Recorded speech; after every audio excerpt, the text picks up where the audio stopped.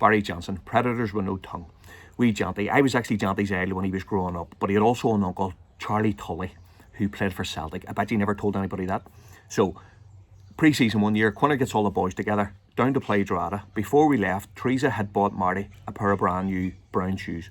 So, down play Drogheda, straight on the coach, back to the hotel. Boys are on the swally for about 3 hours. Wee Janty's in my ear. Flinner, sing Wonderwall, sing Wonderwall. Tim McCann's in the middle of singing 10 double LPs. Nobody had heard of Wonderwall, but he's doing my head in. So about 2 o'clock in the morning, him and Keith Mulvanna takes their tops off to sing Wonderwall. What does Minto sing? Feed the World.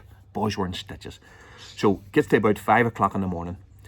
Quinner had sent everybody to bed, but it was me, Mickey Donnelly, Tim McCann, Brian Donaghy, who had just signed, Minto and Quinner sitting around the table. The brown shoes that Teresa had bought Marty were giving them blisters, so he took them off about 2 o'clock in the morning.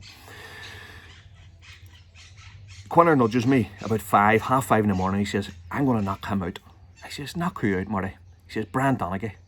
I says, why? He says, he'd been sitting for the last 2 hours with his tongue sticking out at me. I said, Marty, calm down. What had Brian done? He had climbed underneath the table, got one of Marty's brown shoes, pulled the tongue out of it, and was sitting for 2 hours asleep with the tongue hanging out of his mouth. Quinner was going to knock him out. You couldn't make it up. Absolute boys were in stitches. Next day, we play St. Francis's. After about 5 minutes, wee Janty goes into a tackle, breaks his leg. I hate to say it, but I was never as happy to see somebody get hurt. It means I wouldn't see him for about 6 months.